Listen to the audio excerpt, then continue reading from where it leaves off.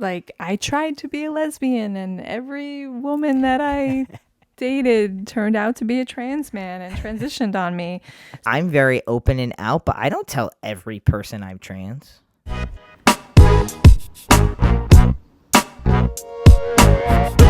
Hello, everybody, and welcome back. Episode 4 of the Glued Together podcast. Yes. Our glue this week, girl. I feel like I don't want to every time say we made it, but sometimes I feel like as parents and like, I just want to be like, we made it. Yes. Adulting is making it these days. Yeah, for real. And just like, I mean, do you want to share a little bit about kind of like the glue this week?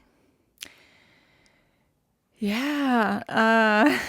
I think so. Help me remember this week.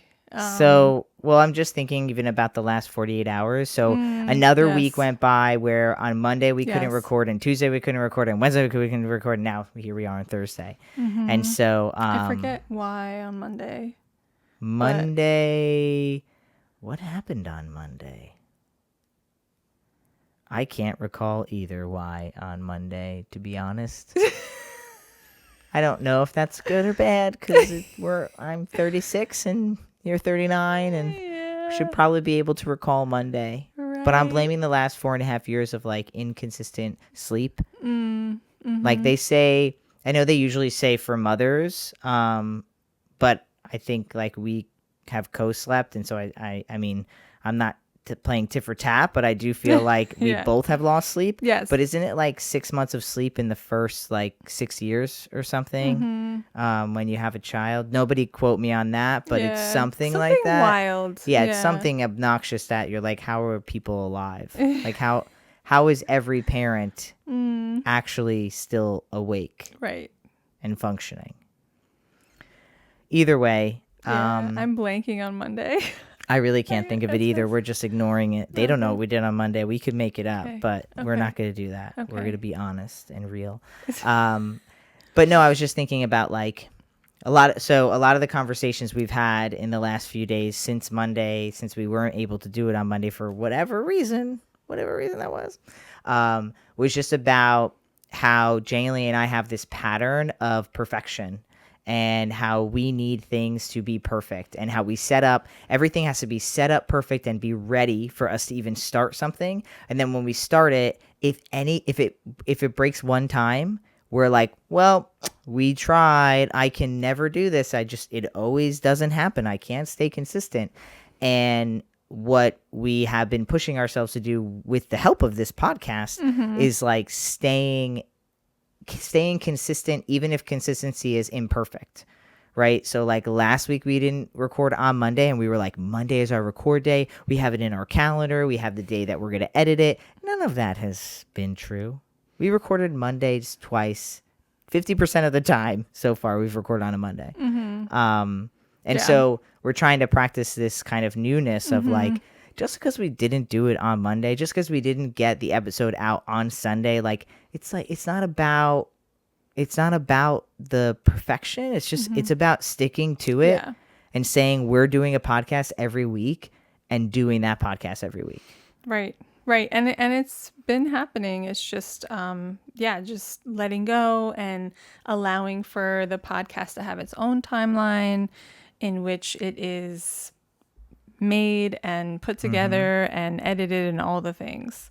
So you should do our astrology about our podcast, because we know roughly what time it was. We know what date it was. I have the you chart. did it already? I didn't do it, but I have. You have put the it chart. in? Yeah. I didn't actually read it yet.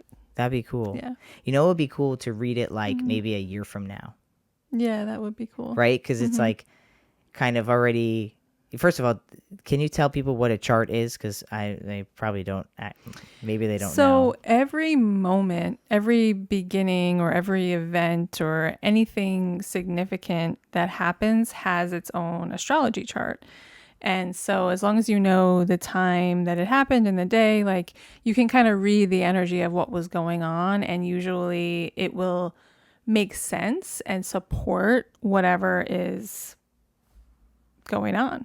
And it's just fun. As an astrologer, it's fun to actually look at things. I really want to look at our wedding day. I was just thinking that when you were saying that. Yeah, I haven't done that yet, and I really want to. Because, I mean, this thing has been long enough to, right? Because it's like if you read a chart, someone's astrology chart at an event, like if we read about the Glued Together podcast chart, we might get things that we can look out for or think about for the future. But like, I feel like a year from now would be a better reading because we can share the reading, and then people like all of y'all can like either think like, oh yeah, that feels true about the podcast or not, you know? Yeah, so that's true. Yeah, I that think would that be could fun, be fun. for sure. Exactly. So what, so besides that this week, anything you feel worth sharing? So yesterday I had to retreat to my bed like several times because my body was just not having it.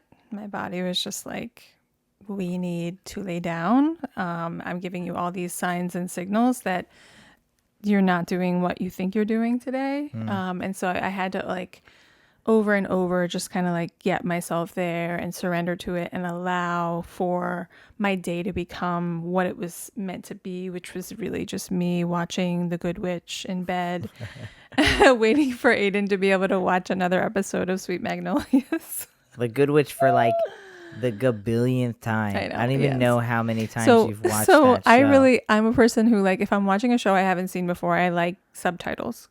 It helps me follow along. I miss things when I'm just listening or trying to read lips. Subtitles. Aiden's good at reading lips. He doesn't like the subtitles.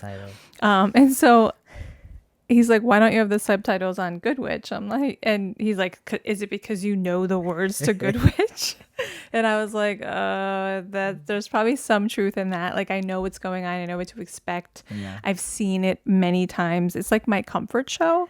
I think a lot of people can relate to that though. Yeah. Right? Like when it's kind of like comfort food, comfort clothes, like, you know, like the thing you're familiar with, the thing that is going to have no surprises. Yes, no surprises. And like, it's the type of show, I mean, it's like a Hallmark type of show. It's like, there's not going to be anything too serious that goes awry. Like, it's like, you know, very aesthetically pleasing. Vanilla. They're always eating something People delicious. Call it vanilla, Jaylee. It's very vanilla. Yeah. I mean, not really though. It's about a witch. I know, but it's still like, it's the most vanilla witch you could ever have. It's just like, right. Well, it's, yeah. So clean, wholesome fun. Yeah. I mean, it's my guilty pleasure. Yeah. There's nothing, you don't have to be guilty about it. It's fine. I got into it. I mean, I think that happens with a lot of shows though. Like, when like Jaylee and I really only watch TV now together. Like, it's very rare we watch something. I mean, it's just very rare we watch something separate. And so, you know, even if I don't love a show at first, I get into it. Like, even Sweet Magnolias, like, I sometimes, like, we watched an episode last night and I just had to take a lot of deep breaths because I was just like, this is so corny. This is just like so corny. But what I did, because they were just saying things that were just so right, and everyone says the right thing, and you're talking to a teenager and they're like, you're right, my parents just care, and you're like, teenagers don't think like that. But like last night, I didn't actually share this with you, but last night when like that one scene with the waiter, with the chef and the Dana Sue's daughter or whatever, I had to catch myself because I thought, you know what though, like, maybe people don't talk like this because there's nothing out there that represents what this conversation would look like if it was like healthy and forward thinking, and you know what I mean? So I tried to just check myself on having reality, like having reality always be something that's like harsh or negative, instead of being like, I don't know, like what if we did like just talk in this really nice way where everyone states their feelings and people hear people and they apologize, you know what I mean? Right. And emotional intelligence isn't something that we're reaching for in our 30s, and it's something that's actually being handed to us in our teen years. and Yeah, in our right, childhood, you know, like, because I think that that's the right. difference. Like, our generation is watching it, and if they like it, it's because they're like, yeah, like that's what I'm into now. I'm trying to Mm, become, you know, conscious and emotionally mature, and I'm feeling my feelings. I'm feeling feelings I haven't ever really felt, and they were all mm-hmm. repressed from my childhood, and you know, but yeah, you're right. Like, hopefully Antler's generation, you know, like you said something earlier actually at dinner, didn't you say something about how Did I?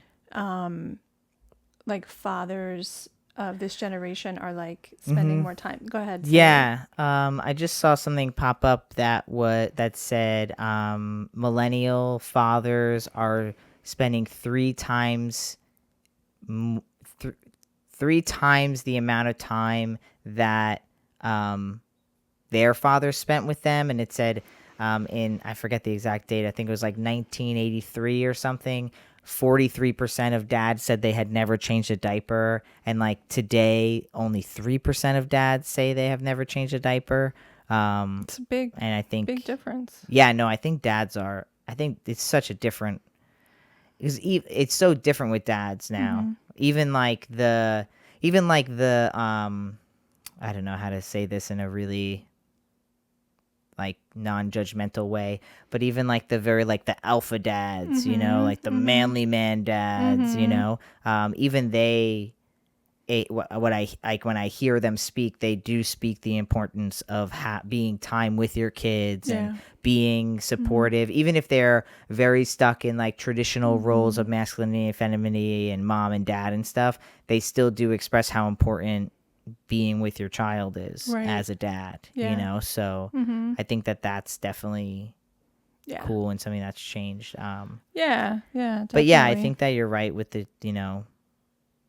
if a 16-year-old watched that show, they would be rolling their eyes because the 16-year-old in me was like, this is a joke. Right. Well, and I feel like it goes to like all the extremes, right? We watched the new version of Sex in the City, the Yeah, and just like that show. yeah. And Miranda with her teenage son, Who's like having letting him sex? have sex in the house and Yeah, ordering condoms on Amazon for him, and like, yeah. you know, like that in our teen Oh my experience gosh. was like Right. unheard of. Yeah. You know, like that. So And like that's even a even little farther. right, Like right, that's the other side. right, right. That's what I'm saying. It's like Oh, right. you know, there's all different kinds of ways that Mm-hmm. it can go, and like we're like reacting from our own childhood Yeah. experience, our own wounding, our own Yeah. conditioning, I don't you know. know anybody who was not a Sex in the City fan, and just like that, the like spin-off or like the second edition of Sex in the City, whatever, it's pretty good. I really like it.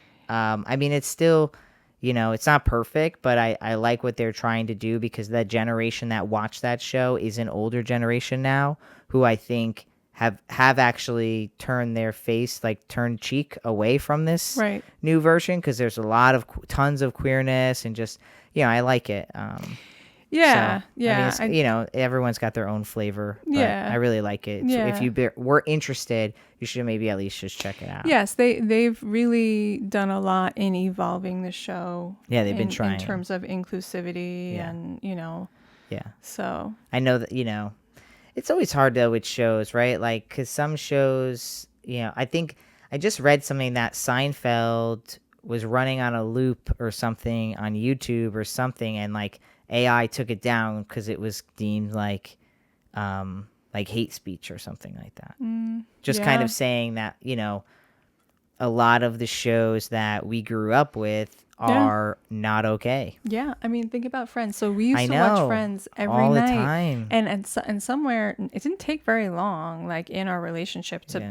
start being like, This is like something's off. yeah, that comment wasn't really Right. cool, you know. So Right. like, yeah, like just Or even just there's, noticing like cuz like when I grew up, I never noticed that there weren't any black people on the show or just people of color, yeah, non-white people. yeah, You know what I mean? yeah, And then when you go back and watch it and you're like, "Wow, like everyone is so whitewashed. If they are non-white, they right, are the whitest." Like, you know right, what I mean? Like they are exactly, not yeah, actually like a representation of those people. They are just like the white version of that person. You know what I mean? So it's like, you know, it's I mean, I grew up with Ace Ventura. Like I loved Ace Ventura. Mrs. Doubtfire, like all of these shows and movies that they were just okay. That's just you know what I mean? It's true. And when you're a kid, I mean, what are you gonna do? Like anybody, you can't like we we can't control what we're being shown. Like we're taught what's funny. Like we all have a little bit of our own sense of humor, but we're conditioned into what's funny and what's not. So it's definitely interesting. To just be going through this process of like actually allowing ourselves to question all of it, you know. We went really off topic there. We did. But bringing it back. My glue was the Good Witch. Okay, there you go. Shout out to what's that actress's name in The Good Witch? What's her name? Don't ask me about actresses. Sorry. I don't know what their names are. Okay. That's fine. Okay. But what's her name? What's the Good Witch's name? What her name in the show? Oh, Cassie Nightingale. Cassie. Shout out to Cassie Nightingale. There we go. A little Cassie for you. I'm trying to think like what my glue was. Oh, I just had so much work this week. Like the beginning of my week was rough with work. So I feel like my glue was just literally just to-dos, like being able to check off a to-do. Because that's like if I have a to-do list, like I will literally draw a box and then write what the to-do is so I can check it off. So that was just sticking to it. But what I really wanted to do was take my kind of check-in time to talk about something else before we jump into questions. So you can, if you are digging the episode, you can go check out our other episodes. You can hit the like button, subscribe, turn notifications on, leave a comment. If you have a question, we're going to jump into them in a minute or two. If you have a question, you can just go to our Slido. I don't really know what that is, but it's the URL in the description box below, and you can go ahead and ask your anonymous question there, or you can email us, which is what I'm getting to what I want to say. You can email us at gluedtogetherpodcast@gmail.com and ask your question there. So we got an email to our gluedtogetherpodcast@gmail.com, and it was a really interesting email because it was an apology to me. And I won't say who it is, just like out of respect, but it was an apology to me. It wasn't like a book long, but it was like decently long. And in general, it just said like, hey, Aiden, like I have been following you for a really long time. And at first I thought, oh, okay. Oh, wow. This is like a nice note. But then it was like, and I've like pretty much, this isn't verbatim, okay? But it was pretty much like, I talk shit about you, like I didn't support you, I commented on your stuff, like not nice things, and just, I'm sorry. And they apologized and just said, you know, they had jealousy and envy, and they had their own things that they were going through, and I mean, they made it seem like it happened for many years, but that it was also many years ago, right? So I'm sure I feel like most people know this, but I have been doing YouTube / putting myself out there on social in public way. I mean, since 2009 was the first YouTube video I made for the opportunity for people to comment and actually interact with people. So, I mean, we're talking, I don't know, what's quick math, 14 years, going on 15 years here, of how long I've put myself out there. So I don't know if this person was talking about many years ago, but they wrote me an apology, and it was just really nice. And because I was sharing with Jane Lee the other day, I was like, you know, I bet you, I can't recall what this person said. They didn't share any particular things they said, but there have been just many times that I get a comment, and I've gotten lots of shitty comments, but every now and then you get a comment that just hits you. And maybe it's because you're afraid that, you know, you're becoming something you don't want to be. Maybe it's because you feel like, wow, maybe this is a little true. You know what I mean? or they point out an insecurity that you are truly insecure about, even if you're trying to act like you're not insecure about it. And I just thinking like, wow, like they're probably, one of their comments they left probably did affect me.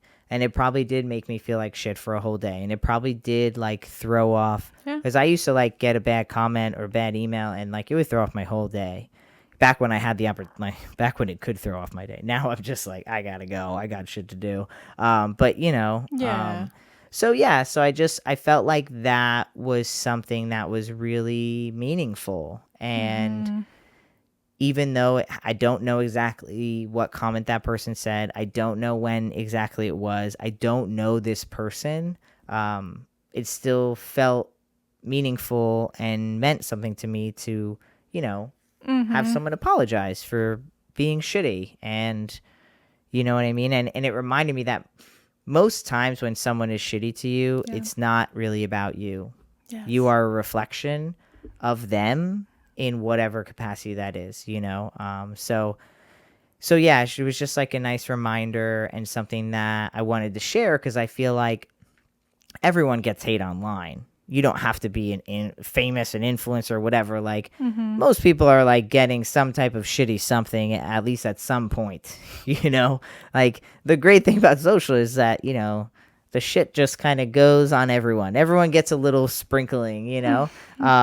So just a reminder that when people say shitty things, it's mostly because they are just feeling bad themselves, you know? So definitely. Yeah, I remember when you used to say that, like, there's always this one person that thumbs down my video, like feels me to come and thumbs down my video, and like it has to be the same person. There's always just there's just like one thumbs down. And it could have been them. Yeah, I think that this person like is representative of like just so many people for you. Like, 'cause, you know, like we've been together almost the whole time that you've been making videos, and yeah, it's been a ride. It's been a really, really tough, emotionally draining ride at times, and it's only made us so much stronger. And I've seen you get incredibly thick skin while also not becoming cold-hearted or like hateful. Well, I try. So that's, I really appreciated the email as well. And like to that person and to anyone else and to us, like if you are seeing someone who triggers you, like you don't follow them. And it's okay if they're like someone you used to look up to or someone you're kind of maybe friends with, or like you don't have to follow them. And then when you're ready, you can follow them back. Yeah. I have a couple of like other like famous people who sometimes trigger me, so I don't follow them. And then like, you know, I always end up finding myself following them again, and then it's good, and then I get triggered and I unfollow. Like that's, you know, even with YouTube, different YouTube people, I'll like watch their videos for a while, and then I'll be like, I don't really like these videos anymore. Then I stop. Then I go back. You know, it's fine. We get to do that. We get to decide what our boundaries are and what we're available for. That was a huge part of my week too. Just like, I'm not available for this. Not available to be spoken to this way. And, you know. Yeah. Yeah. So let's jump into questions. I'm going to do my daily check and make sure that the camera is still rolling. All right. I love it. This is a good check.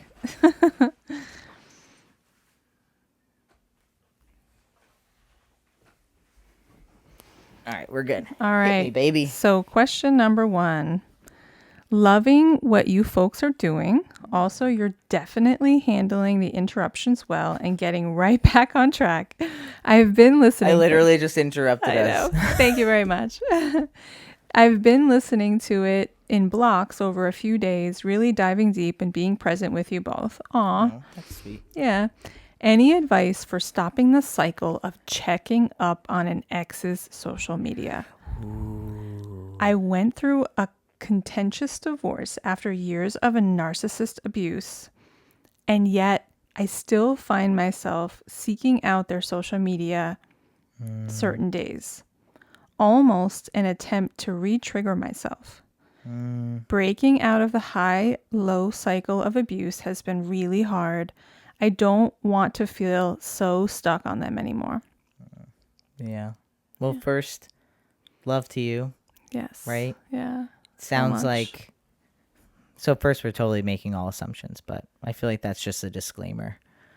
But I don't know. My first thought is like, I don't know. Maybe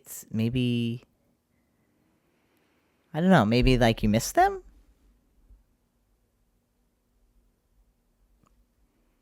Do you not like that answer? It wasn't going to be my answer, but I want to hear more. I mean, I have many answers, but I feel like I want to hear more. Well, I think about like, I don't know, like it sounds like they were together for a long time. What did they say? How long did they say how long they were together?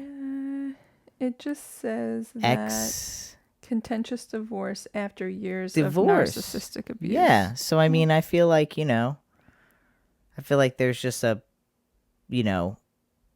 hurt part.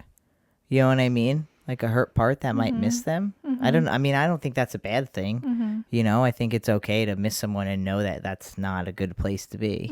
You know what I mean? But I don't know. That was just like just like intuitively, like, I don't know. It was just the first thought of like when you were reading that, like, oh, like maybe you miss them and that's okay. But it also sounds like it's really painful to go back and look at their social. And so, I mean, yeah, that's got to be hard though. I mean, I feel lucky that we didn't have social that much when I was dating.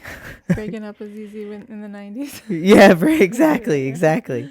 So, but yeah, I mean, definitely. I mean, my first thought is like, what are you getting out of it? And it sounds like they said what they're getting out of it, which is like just pain and re-traumatization. Yeah. Right? Yeah. I want to hear what you have to say. You have an MSW. I mean, clearly I said the wrong thing. Well, MSW aside, I have a history of checking up on your exes? Narcissistic abuse and the cycle of going back many times. Right. I should have shut up and just let you speak first.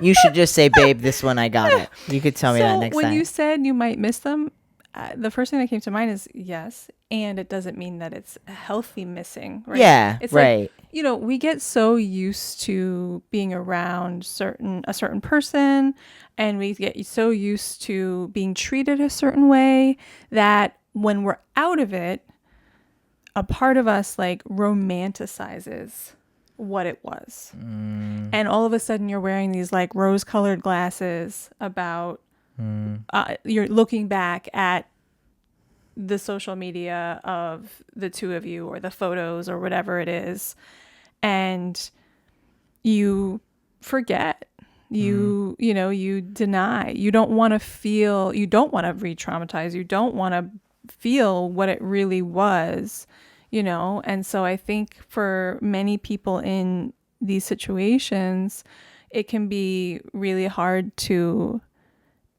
actually stop looking back because it's all you've ever really known. It's all you've allowed yourself to know.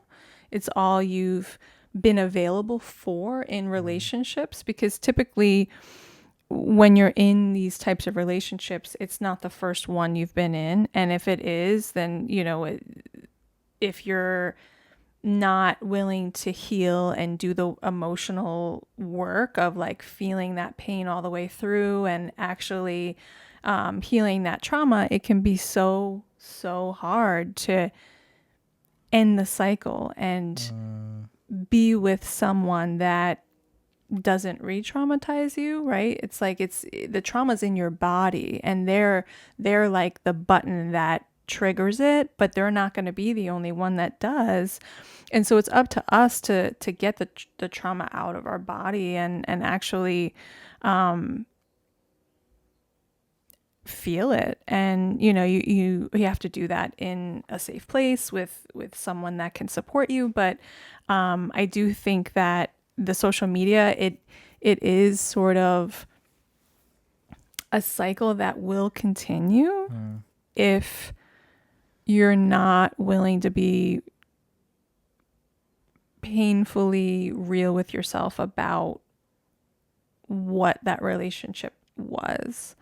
And then, the rose-colored glasses about, oh, well, look how great they are now. And the person that they're dating now, is, they're going to be so great to them and they're not going to treat them that way. And it's like, we have no idea what they're going to do. We just know what we've been through with them and what we're not available for anymore. And so trying to make up a story about how great they are now or any of that, I think is a slippery slope, Yeah.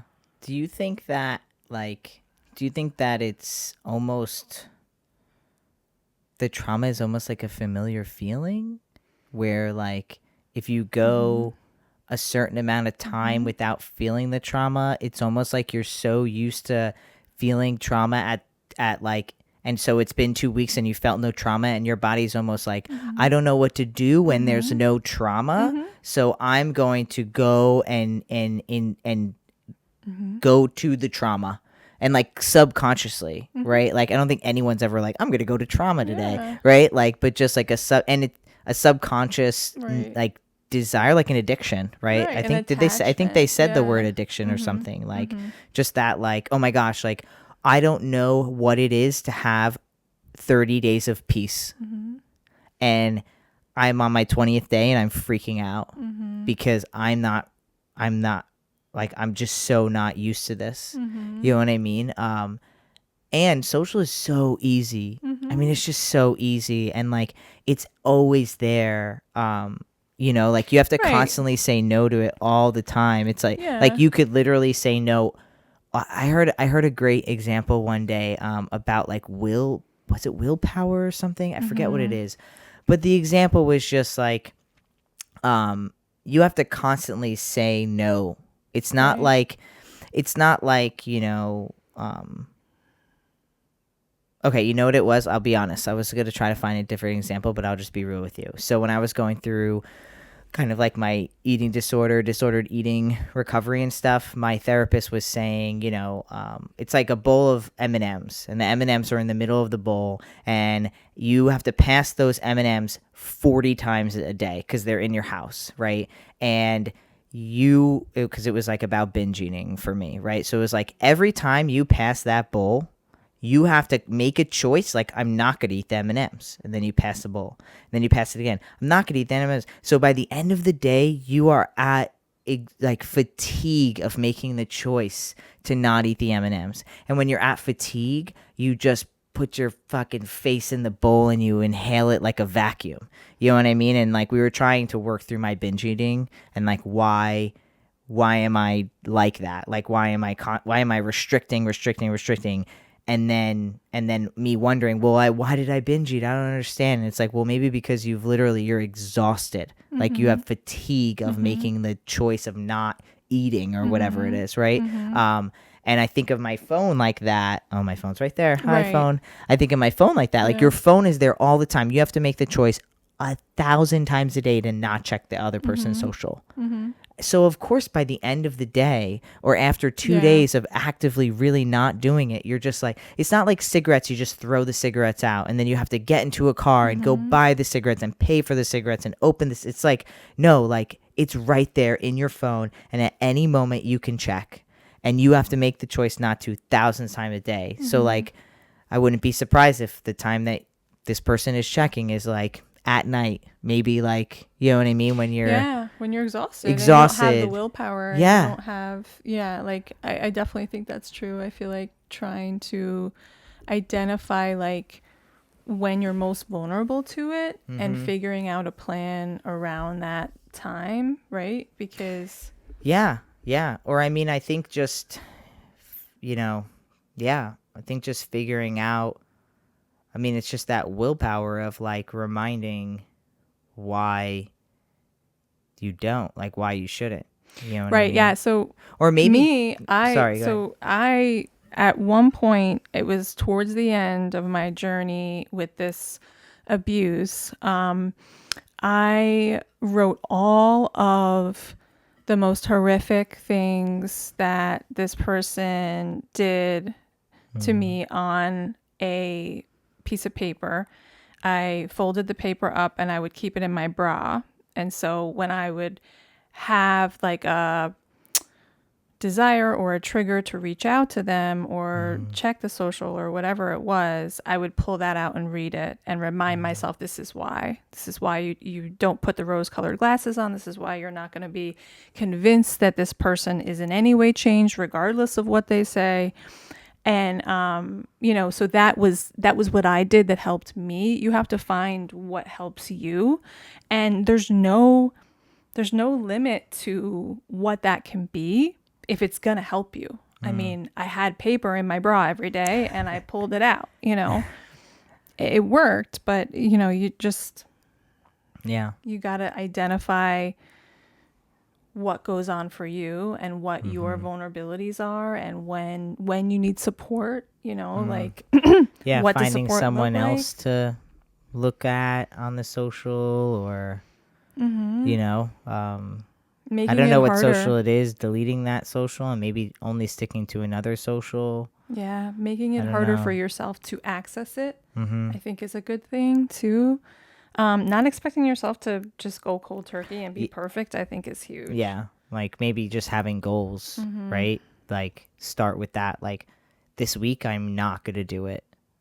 You know what I mean? And then when the next week starts, it's like, just kind of starting over again with the, but sending love to you. I mean, it sounds like a lot of pain and a lot of suffering, and so happy you're out of that. You don't deserve that. It's not something that you need to put yourself through. So we really hope that, you can move past that and get the support that you need. I mean, the fact that you're asking us, that you're aware of it, I mean, that's a great step. You know what I mean? So thank you for asking. Yeah. All right. Question number 2. I'm a 24-year-old trans male, and I have been on T for almost 1.5 years. Nice. I pass pretty well considering. Excuse me. Recently, my friend told a guy we just met that I'm trans when I wasn't there. He said he would have never known. When she told me, it caught me off guard because I feel like that's something for me to tell people when I'm comfortable doing so. I'm a very open person, but like I said, when I feel comfortable. I didn't say anything about it because I feel like it's more of a me problem than maybe shouldn't actually be a problem. Before I started my transition, I told myself that once I can pass, I'd stay stealth, but I've been slowly shifting that mindset. I guess that's part of why I'm struggling with this. What do you think? P.S. Thank you both for being amazing people and starting this podcast. Looking forward to following along. I love how people use vodcasts. I love it. Yes. I definitely didn't make it up, but I never hear anyone use it. And I thought I made it up, but I feel like come on. Maybe I did, but I feel like I probably can't, fly that flag. Do you want to answer first? You want me to rock it? You rock it, and then I'll follow up. First and foremost, no, I feel strongly about this. I don't want to persuade you, but you asked me and us, and I just feel like no one has the right to tell your trans status to anybody, period. At all, period. I think that there are small occasions where it might be appropriate, meaning maybe you're dating someone and you tell them, and then they have a best friend and they're trying to process it with their best friend, right? I think that could be appropriate, but to just go out and be like, oh, do you know Jamal? Yeah, I told him that you were trans, and he was like, whoa, I would never thought it, right? That, in my opinion, is not okay. And the other dilemma is that if you don't tell your friend, it was a she, right? If you don't tell her that wasn't okay, she is going, who else is she telling? Yeah. Is she just meeting people? Is someone talking about trans and she's like, oh, my friend is trans, yeah, I don't know this person's name, James, yeah, he's trans. Just not okay, in my opinion. And if you don't tell her, whether you care or not, at this moment, it sounds like you are unsure if you care. So if you are unsure, then you need to tell her that she can't, that's not something for her to disclose, right? Like, period, full stop. When you are ready and when you are comfortable, you will tell people. Right. And to be honest, like, I'm very open and out, but I don't tell every person I'm trans. No. Yeah, and we've had some situations go on over the years, and especially before Aiden was as visible as he is now. Right. So it's just like, I tell some people and I don't tell other people, and it doesn't mean that I'm any less proud or to be trans, or you know what I mean? Like, it's just about security, safety. Right. It's also just like, a lot of times when you tell someone you're trans, right, they just think about what's in your pants. You know what I mean? Like, literally, I did a workshop that I was away at work with, and it was just like, we were talking about speaking on stage and presenting, and people, it was like, oh, what are you the most afraid about that people are going to know? And I'm like, well, every time I present, I have to tell people I'm trans, and I immediately feel like they're just thinking about, like, if I have a dick or not. Yeah. And, like, I'm trying to get you to pay attention to my presentation, to what I'm talking about. And if I tell you that, like, what are you thinking about? Like, you're thinking about my body and what I may or may not have. Right. Right. And so it's something that is just really concerning and makes me feel disassociated with my body and what environment I'm in. And so, so I mean, personally, I think that's not okay. I think that some people might feel like it's okay, and that's okay for them to feel that way. But also, I feel like those people. Those are people who are just always out. They're very confident. They meet people for the first time, and they're like, I'm trans, right? Like, and sometimes I say that to people, but most times I feel like they're open and accepting, or they are LGBTQAI, like, you know what I mean? So I just, I think that was not okay, especially if you're unsure at this time. So, I period. Agree. Mic drop. I agree. I don't think that that's okay. And I think that regardless of where you are on your comfort level, and, you said that it's starting to change, and you're starting to get a little bit more comfortable. And I think that's amazing too. But, other people shouldn't dictate the speed in which you're going to have to become okay with it. And I just think that when we tell people things, we really need to consider who we're telling. And unfortunately, I just don't think that the majority of people out there can keep a secret, unfortunately. And so, I think you just really need to consider who you're telling, and get comfortable with having the first thing you say to them, this is private information, not to be shared with anyone else. Are you able to do that? And even just like explore even how they react to that, and like say, like, are you good at keeping secrets? Are you comfortable with keeping secrets? What's your history in being able to keep secrets? Because I don't even know if I trust someone if they say, oh yeah, I can keep a secret. Right. I would think more about, like, has this motherfucker ever told me a secret? Right. That I know. Right. They should not be telling Right. me. Well, that's definitely a hint. Like, that's definitely a hint. Like, that if you know that they're telling other people's secrets, then that's a red flag. Did you know? I'm like, oh, I didn't know. Yeah. And for those who've already heard, like, I'm nosy, so I'm like, I didn't know, and I want to know, but I also don't tell secrets. So I feel like that's my good catch. But yeah. And I know that we were in a situation once where you had a trans male friend that thought that you told someone else that he was trans and you did not.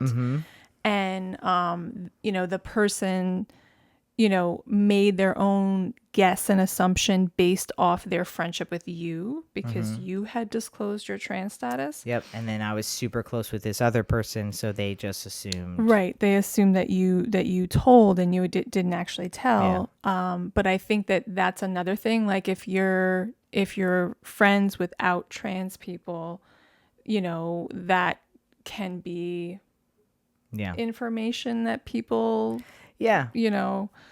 consider. I think that it's just one of those things that you have to feel into in your own body and be honest with yourself about where your comfort level really is versus where you want it to be. And, just take your time and don't be afraid to tell people that wasn't okay with me. Yeah. That wasn't okay with me. I need for you to promise you're not going to tell another soul, or this relationship can't continue. Like you need to be around people that want to protect your trans status to the degree in which you want it to be protected. Yeah. And I just think people need to be told. Yeah. Yes. They need to be put in their place. Yes. And maybe this isn't that serious, but like just in general. Yeah. There's a brand new quote. I'm trying to think. I've been trying to think about it the whole time. Something like, you can't keep a secret if it never was a secret to start. Right. Pretty much saying like, if you want to keep a secret, then just don't tell anyone. Right. And that's how it's a secret. But the minute you tell someone, it's not a secret. Right. Yeah. Because you just don't know at that point. It's no longer in your control. That's why I had a pretty intense emotional response when we said yes to being public when we went on the MTV It Gets Better special. The first year we met, baby. Yeah, or the second year we met. 2011. Had a whole year, no one knew about our life. Yeah, well, no, I was on YouTube anyways. I was just like, as soon as we put it out there to the public, we're always going to have to question whether or not people know, and that's going to be new. That's and so it dictates a lot of things. So and so ever since then we've just been more and more out. Yep. You go to your friend, you show them this video, you scroll over, you let them watch this little segment. Then you don't have to say anything. Be like, there's this video I want you to watch. Yeah. Start at minute blah blah blah. So the next question, I don't read the questions ahead of time, by the way. Janie is kind of our question filter, but there's a trigger warning on the next question. Yes, there is a trigger warning for sexual trauma on the next question. So if anybody has that history or does not want to be available for that trigger, please. You're good. We don't, you can leave and come back towards the end and, so if you have to go, thanks for listening. Yes. We love you. Thanks for listening. And if you want to stick around, let's all take a deep breath. Yeah. And be open to this question. I don't even know what it is, but let's be open. Okay. It looks a little long. Okay. I'm 40 and the entirety of my life has been made up of complicated, dysfunctional, abusive, or absent cisgender men. My dad died suddenly when I was 7. That sparked my abandonment issues. I was molested by my cousin at 8, and that sparked what would be the over-sexualization of cisgender men. I was bullied relentlessly for being gay as an adolescent, so that sparked hatred towards my cisgender men that continues to stay. The few serious relationships I've had have been devastating or abusive, so I quit dating completely at the age of 29 and have been single for 11 years. The only romantic interest I've developed during that time has been for trans masculine men as I've gotten closer to the trans community and became an ally. My romantic interest isn't based on them being trans per se, but rather that I hold them in such high esteem. I have an extraordinary amount of respect for what they've gone through to become the men that they are, and I've had no negative experiences with them at all. However, I'm constantly being accused of fetishizing even fetishizing them, even though I have absolutely no experience romantically or sexually with them. This makes me shy away from putting myself out there to potentially meet a partner because of how truly awful it is to be accused of fetishization. I don't know if I said that. And the couple of times that I briefly tried online proved that. Do you have any guidance or suggestions or recommendations for me in regards to any part of this? Because I'm not getting any younger, and if I'm going to be fully putting myself back out there and stuck with the shit, and stuck with the shit that comes with searching for my prince, I'd like to do that sooner than later. I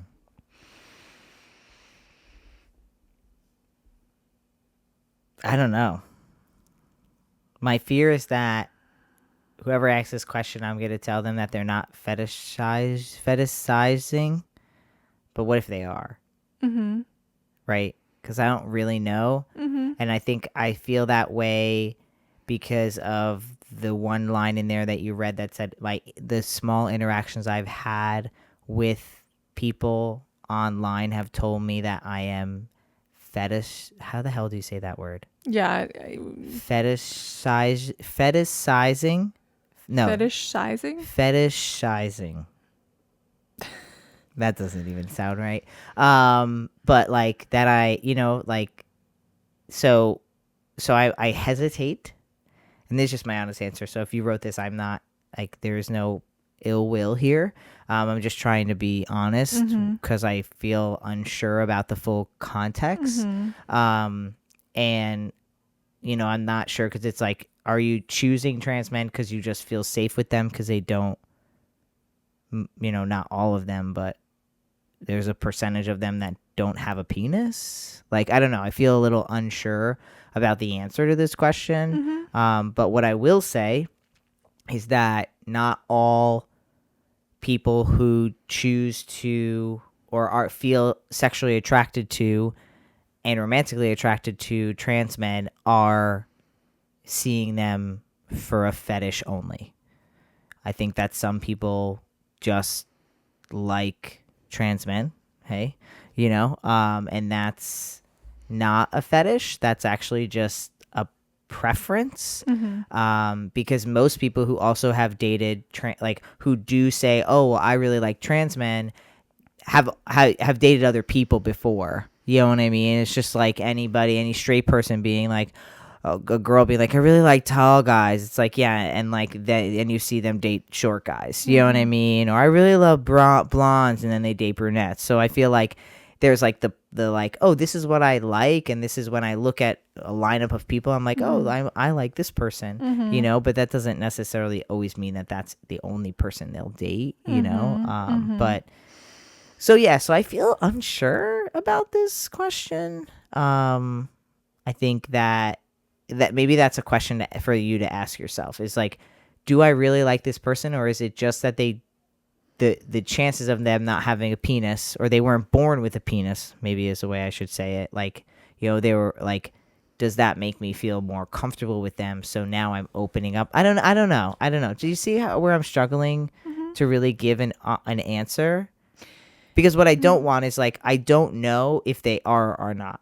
And if they are, I don't want to tell them that they're not, because I don't really know. Right. Well, I think, what's coming up for me is like just wanting to encourage you to find a safe space to heal your trauma. Because I think that the more you're able to do that, the more your answers about your own sexual identity will be clear.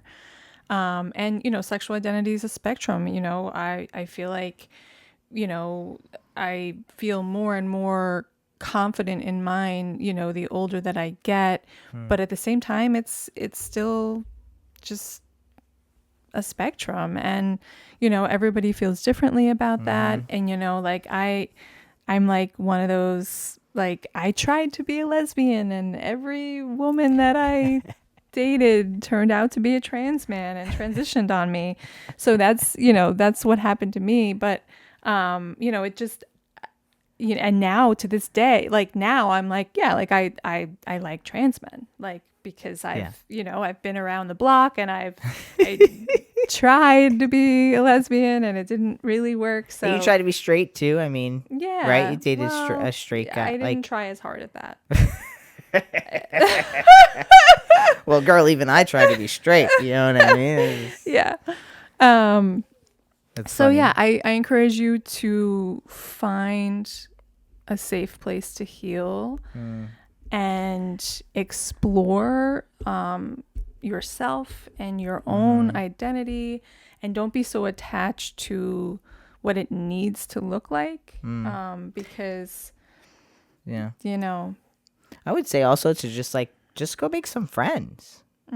Like, go make some friends with some queer people. It sounds like you might be queer yourself, and you're maybe just realizing this or stepping into it. So, like, you're talking about you haven't dated in 11 years. Like, have you had have you experienced the queer community? Have you identified yourself as queer? Have you, you know what I mean? Just like, have you gone out to social events where there are trans men and trans women and bisexual people and pansexual? Like, have you been out and about is my other question, right? Like, because, if you have friends that are trans men, you might be able to get some clarity. Right. You might be like, oh, you know what? Like, actually, maybe I do like a spectrum of people, or maybe I do like trans men, or maybe, you know what I mean? But you'll be able to humanize a trans man instead of just being like, well, maybe they're my prince.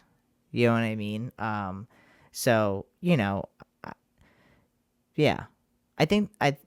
I still, as you can see, my hesitation. Yeah. Like, totally. And again, like, that's nothing against the person who asks this question. It's just the context we have it in. Yeah. And the fact that I have met many people who don't think that they see trans men in a, like, as a fetish, because I can't say the word fetishize, but they do. And it's not like, I almost want to say it's not their fault, because they just do. Like, you remember, I don't want to say anyone's names, but like, remember back when I was like going to VidCon and everything, and that one person who was helping me do all of that stuff, like, I feel like he had a fetish. Like, we never, like, nothing was ever fulfilled. I don't know what his fetish really was, but like, it was clear there was something. Yeah. You know what I mean? There was something more than just like, so, but I don't think he even knows it. Yeah. Or is like consciously aware of it. Yeah. Or would want to admit it. I don't know. Or would want to admit it. Because I think it's also fine if you do have a fetish. Right. Right? It's just some people don't want to be used for a fetish, and some people do. I mean, some people are like, I only want to have sex with this other person because I'm a fetish for them and they're a fetish for me, and this is a great time. Right. It's all consensual and open. Yeah, exactly. But what I heard them say is that they're looking for their prince, their actual relationship. And so, that takes a different course. Right. So 100%. Thank you for trusting us with this question. Totally. Let's see. Should we do one more? Is it super long? So no, this one is, I am a proud mother to a transgender son. Aww. How do I address coworkers that are saying offensive transgender remarks without getting personal with them at work? Ooh. First of all, love you, Mom. Yes. Hey, Ma. Without getting personal at work. Can you fake getting personal? Like, can you say, I have a friend's kid, or can you say like your nephew or your niece, or like, if you don't want to directly say your kid, I don't know, that's my first thought. I'd have to hear what they have to say back, right? But like, my first thought is like, can you get like somewhat or can you just play the role of like my mom does this a lot. She just, like, whether she agrees or not, she just is like, you know what, like, people, everyone's all different. Like, she's like very religious. She's like, God made us and everyone is good. Like, you have to love people how they are, and just plays the mom, the loving mom who's just like, everyone can be who they want. Let them be who they are. Don't, you know what I mean? And that could be a way of, without yeah. saying anything about your kid or your life, that's just who you are at your core, is like, everyone gets to be who they are. We should love them. We shouldn't be talking like this about other people. We don't know who they are. Like, I don't know. Right. Yeah, I think depending on your personality type and what you're comfortable with, you could come up with a one-liner. Maybe it's sarcastic or humorous or whatever fits your personality. But like, just saying like, let's get back to work. I don't want to talk politics, or I don't want to talk, just kind of like setting a boundary that like, this isn't a topic for work. Like this has no place here, this discussion. So it's like, you're not taking a side, you're not getting personal, but you are naming that like, you as an employee here you're not okay with the content of this conversation because it's not related to what's actually helping you be productive. Yeah, that's a good one too. I think it's hard when you don't want to get it. I mean, I think this is also a question that like I've gone through myself as just like a trans person. I'm sure maybe you've gone through it too. It's just like, you don't want to out yourself. You don't want to tell someone your personal information, but you're also like, I can't be in this conversation right now. You know what I mean? Yeah, it's so draining. And just, no, you definitely, like, you're not available for that. And like, there has to be a way to say that. Right. And that, like, the whole, like, that's Shanley's line of the week. What we're available for I'm not is available like, for this. What's giving me life this week? I guess that's like part of my glue outside. I'm not available. Jaylee's glue is a sign on the door that says, I'm not available for this. This is what I am available for. Right, exactly. If you're not on the list, I'll see you later. But no, I mean, that sounds tough. And I think that, I think that you'll have to experiment different ways and start slow and, and like sometimes it could even just be like a redirect, right? Like if they're joking about trans people, you can just bring something else up. And find a buddy at work, like if you have someone you do trust, you know what I mean? Maybe like. Or someone else who just feels uncomfortable with the conversation. Or, like read the room. Are you the only one that's uncomfortable? Like really kind of check into that. Because sometimes when we're uncomfortable, we're not even really paying attention to anybody else. So try to like go in there and read the room, and maybe you're really not alone. Yeah, that's a good point. And then you can grab that person and be like, come on, like I'm not talking about this. We do that with my family sometimes. Yes. Oh my gosh. Yes. We do. We're just like, let's just go. Like, we don't leave, but we're just like, we leave that space. We're just like, I don't really, or like someone will say something and I'll just be like, I don't really agree with that. I don't really want to talk about that. It's not really, because I know that I'm not convincing anyone into anything in that moment. So like, let's just move on. Right. So totally. Awesome. Well, I love it. Thanks everyone for your questions. Yes. Again, I feel like, I don't know why I hate doing this, but like the video, subscribe, turn notifications on, share this with your friends, please. But in all honesty, like, please do that. It helps us. It helps also just like get the word out. So like when you like a video, when you leave a comment, if you share it, like all of these things, they trigger the algorithm to then go ahead and be like, oh, this many people liked it, or this person liked it, we should put it on someone else's feed, right? Who doesn't know? So thank you so much for watching. Again, if you have a question, in the description box below, please ask your question for next week's episode. And also you can email us at gluedtogetherpodcast@gmail.com. Yes. Anything I'm missing? I was just gonna say that we've been lighting candles and like putting essential oil on in here, and we have like pink salt lamp, and like we've been like setting the mood. So if there's any brand out there that wants to sponsor our podcast, let us know. Holler at your boy. Yes, because we're getting into this. We're in it. Holler at your parentals. Let us know. That was a good one. Awesome. Well, thanks for watching, everyone. Yes, thank you. We love you. Yes. Bye. Bye.